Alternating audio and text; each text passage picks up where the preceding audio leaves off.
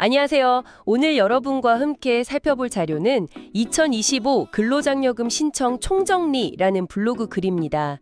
아무래도 저소득 근로가구에는 정말 실질적인 도움이 되는 제도잖아요. 네, 맞습니다. 그래서 2025년엔 또 어떻게 되는 건지 신청 자격이나 방법 같은 핵심 정보들을 좀 명확하게 짚어보려고 합니다. 네, 이 제도가 그냥 현금 지원만 하는 게 아니라 일하는 분들의 근로의욕도 높이고 생활 안정도 돕는다는 취지가 참 좋은 것 같아요. 그렇죠. 2009년에 미국 제도를 참고해서 도입됐는데 처음엔 대상이 좀 제한적이었어요. 근데 꾸준히 확대돼서 이제는 정말 많은 가구가 혜택을 받고 있죠. 핵심은 일하는 사람에게 주는 혜택이라는 거고요. 좋습니다. 그럼 오늘 그 알아야 할 내용들 확실하게 정리해보죠. 네, 자, 그럼 가장 궁금해하실 2025년 신청 자격 요건 이것부터 좀 볼까요? 네. 일단 크게 세 가지 가구 유형으로 나뉩니다. 아, 가구 유형이요? 네, 혼자 사는 단독 가구, 그리고 부부 중 한 명만 버는 훗벌이 가구, 마지막으로 부부 둘 다 소득이 있는 맞벌이 가구, 이렇게요. 네네. 이 가구 유형별로 연소득 기준이 달라요. 이게 2024년, 그러니까 작년 소득 기준인데요. 단독 가구는 연 2,200만 원 미만이어야 하고요. 2,200만 원? 콧벌이 가구는 3,200만 원 미만, 네. 그리고 맞벌이 가구는 연소득 3,800만 원 미만이어야 신청 자격이 됩니다. 아하, 그렇군요. 소득 기준 외에 또 재산 요건도 확인해야 하는 거죠? 이게 또 중요하다고 들었거든요. 아, 네, 맞아요. 정말 중요합니다. 가구원 전체 재산을 다 합쳐서요. 그 합계액이 2억 원 미만이어야 합니다. 2억 원이요? 재산에는 그럼 뭐가 다 포함되나요? 거의 다요. 집이나 땅 같은 부동산은 당연하고 예금, 주식, 자동차, 전세금, 심지어 회원권 같은 것도 다 포함해서 계산해요. 와, 꽤 꼼꼼하게 보네요. 네, 그래서 이 기준을 넘으면 아쉽지만 신청 대상에서 제외됩니다. 근데 이 자료 작성자분이 흥미로운 지적을 하나 하셨어요. 이 2억 원 기준이 전국 동일하잖아요. 네. 근데 이게 사실 수도권이랑 지방이랑 자산 격차가 큰데 그걸 좀 제대로 반영 못할 수도 있다. 이런 의견이 있더라고요. 아, 그럴 수 있겠네요. 집값 차이만 해도 어마어마하니까요. 그렇죠. 뭐 그 부분은 이따 마지막에 한 번 더 얘기해보고요. 어쨌든 현재 기준은 2억 원 미만입니다. 네, 알겠습니다. 자, 그럼 이 요건들을 다 통과했다. 그러면 이제 제일 궁금한 거. 그래서 얼마를 받을 수 있는 건가요? 최대 지급액이 또 가구 유형별로 다른데요. 단독 가구는 최대 150만 원, 150만 원, 헛벌이 가구는 최대 260만 원, 260. 맞벌이 가구는 최대 330만 원까지 받을 수 있습니다. 오, 금액이 꽤 되네요. 근데 이건 최대 금액인 거죠? 네, 맞아요. 이게 중요한데 실제 받는 금액은 본인 소득 수준에 따라서 달라져요. 뭐랄까, 소득이 아주 낮은 구간에서는 소득이 조금 늘면 장려금도 같이 늘어나다가요. 일정 소득 구간을 넘어서면 이제 최대 금액을 받게 되고 거기서 소득이 더 많아지면 장려금은 다시 점차 줄어드는 구조예요. 아, 약간 산 모양처럼요? 네, 그렇죠. 예를 들어 단독 가구면 연소득 한 900만 원 정도까지는 소득 늘면 장려금도 들다가 그 이상 되면 최대치 150만 원을 받다가 한 1,400만 원 넘어가면 점점 줄어서 2,200만 원 가까워지면 거의 못 받게 되는 거죠. 그렇군요.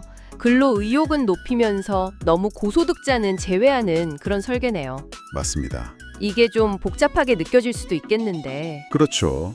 그래서 국세청 홈택스 웹사이트 가면 근로장려금 모의 계산 서비스가 있어요. 아, 네. 저도 본 것 같아요. 네, 그거 이용하시면 본인 정보를 넣고 예상 수령액을 미리 확인해 볼 수 있으니까요.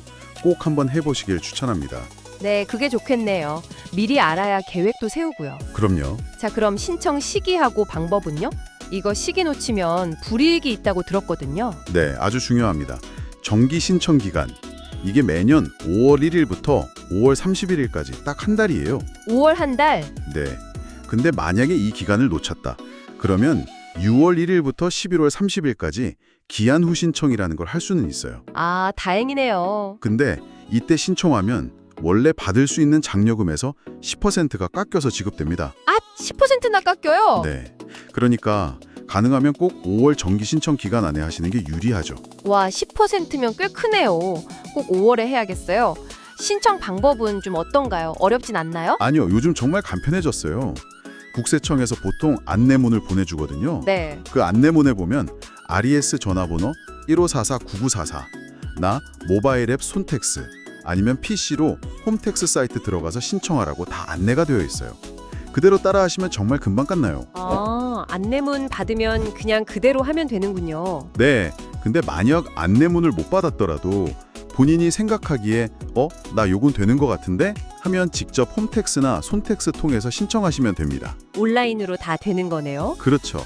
혹시 인터넷이나 스마트폰 사용이 좀 어려우신 분들은 세무서 직접 방문해서 도움을 받으실 수도 있고요. 그렇군요. 방법은 다양하네요. 그리고 반기 신청이라는 것도 있잖아요. 이건 뭐죠? 네. 반기 신청 제도가 있는데요. 이건 주로 근로소득만 있는 분들을 대상으로 해요.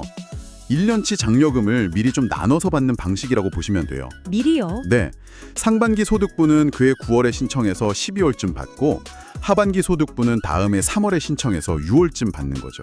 오, 그럼 돈을 좀 빨리 받을 수 있는 거네요. 그렇죠. 목돈이 급할 때는 도움이 될 수 있는데 다만 좀 주의해야 할 점은 반기 신청을 하면 다음해 5월에 하는 정기 신청을 할 수가 없어요. 중복은 안 되는군요. 네. 그리고 나중에 연말정산 때 최종 정산을 다시 한번 하게 되고요. 그래서 본인 상황에 맞게 정기 신청이 나을지 반기 신청이 나을지 잘 따져보고 선택해야 합니다. 그렇겠네요. 마지막으로 신청할 때 좀 더 알아두면 좋은 팁 같은 게 있을까요? 몇 가지 짚어드리면 역시나 소득 신고를 정확하게 하는 게 제일 중요합니다. 혹시라도 빠뜨리거나 잘못 신고하면 아예 지급이 안 되거나 감액될 수 있거든요.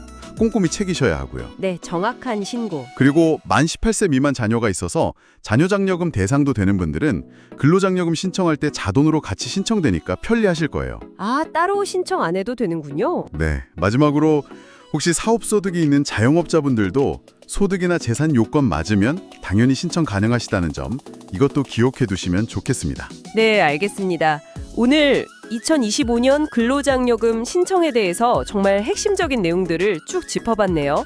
정리해보면 일단 우리 집이 단독, 홀벌이, 맞벌이 중에 어떤 가구 유형인지 그리고 작년 소득이랑 재산 총액이 기준 안에 들어오는지 이걸 먼저 확인하는 게 첫 단계고요. 그렇죠. 그 다음엔 홈택스 같은 가서 예상 금액 한번 계산해보고 제일 중요한 5월 정기 신청 기간 절대 놓치지 말고 네, 5월이요. 홈택스나 손택스 앱 같은 편리한 온라인 방법을 적극 활용해 보시는 게 좋겠다. 이렇게 정리할 수 있겠네요. 맞습니다. 아주 명확하게 정리해 주셨네요. 그리고 마지막으로 아까 잠깐 얘기했던 그 재산 기준 관련해서요. 이 자료의 원 작성자분이 던진 질문인데 한번 같이 생각해 볼 만한 것 같아요. 네, 어떤 거죠? 현재 전국적으로 똑같이 적용되는 재산 기준 2억 원. 이게 과연 공정한가 하는 문제 제기였죠.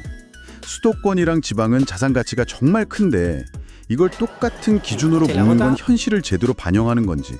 만약에 이 기준을 지역별 물가라든지 평균 자산 수준 같은 걸 고려해서 좀 다르게 적용한다면 이 근로장려금 제도의 공정성이나 실효성에 어떤 영향을 미치게 될까요? 정말 생각해 볼 문제네요. 기준이 달라지면 또 다른 문제가 생길 수도 있겠지만 현재 기준의 문제점도 분명히 있고요. 네, 정답은 없겠지만 한 번쯤 이런 고민을 해보는 것도 의미가 있을 것 같습니다.